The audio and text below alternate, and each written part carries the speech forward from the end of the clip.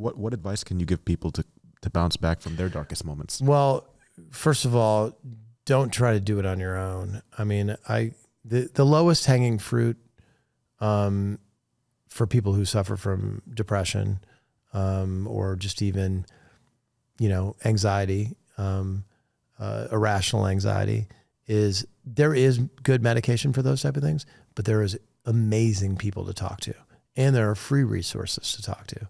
So one, I was a fucking idiot and did not get therapy until I was, for 50 years, which bums me out, because once I did also get medicated, my life was a lot better. And the only thing that bummed me out about being on medication was like, why didn't I do this a long time ago? And so there are resources, and take them. And I think everybody has a recipe for themselves that they know works. I have that sheet of paper that has my currency of success on it, but under it is also my rules for life. And I have a bunch of rules on there. And if I stick to those rules, and they're like, make sure you are either on a yoga mat or working out 5 or 6 days a week.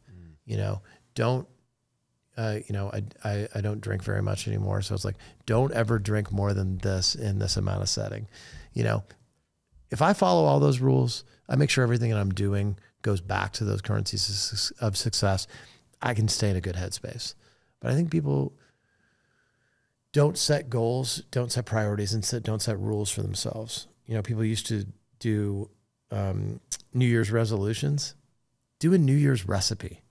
This is the recipe where the best me comes out. Mm-hmm. And I think everybody knows what brings out the best of them and the worst of them. But sometimes what brings out the worst of them is really easy to do. Yeah. It's really easy to go out and have 8 cocktails. It's really easy to eat like there's no tomorrow. I've done both of those things. Yeah. Likewise, I think, and here's the reality. To that point too, happiness. To open up the amount of restaurants you guys did, you have to have a sense of ambition. If you don't have ambition, you wouldn't be where you're at today. Yes. Is there, are you motivated, like, as you look now for your next decade?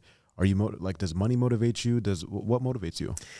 Anybody that really knows me knows I'm not motivated by money. I never really have been. It's kind of why, all I cared about at the beginning was like my restaurants being nice. That's why I would just take all the money and put it back on black. It was like I was playing roulette, and it was like, what? It hit 7? Yeah. Put it all on 7 again.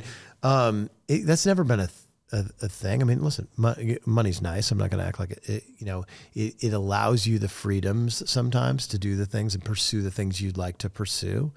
But I'm certainly not driven by it. I hope it doesn't drive any decisions that I'm doing the rest of my life. I want to do things that are soulful. I know how I want to finish my life. I want to have a house somewhere where the people that I care about can come up and stay with me for a week, and then I can use all the hospitality skills that I've used my entire life in restaurants at this house where I can take care of people. But they're people that I know. Supermensch is this incredible documentary about a guy who used to be a music manager. He's Alice Cooper's manager, Shep Gordon. That's what Shep does. He's got a place in Hawaii, and anytime any of his friends go through shit, Michael Douglas went through a divorce. He went and slept in Shep's guest room for 2 weeks, and they cooked dinner every day, and they surfed. That's why I don't know when that'll start. I don't know if that starts when I'm 60 or 65 or what, but that's the goal at the end. That's on the horizon, is this house in the middle of nowhere that somebody calls me and is like, man, bro, I'm just going through a rough time. There was a death in my family. I'm like, come on up. Come spend 7 days with me. Wow. Let's get it back. Wow. Let's get life back. Wow. So that's the end goal.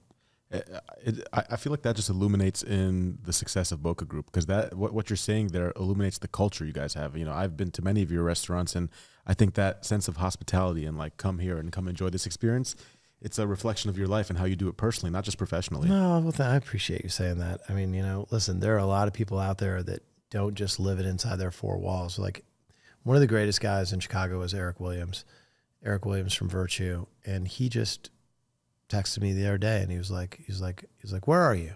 And I'm like, I'm at Beyond. And he was like, he goes, stay there. He came in and he gave me a gift. He's just like, thanks for taking my phone calls. I appreciate it. I got you a gift.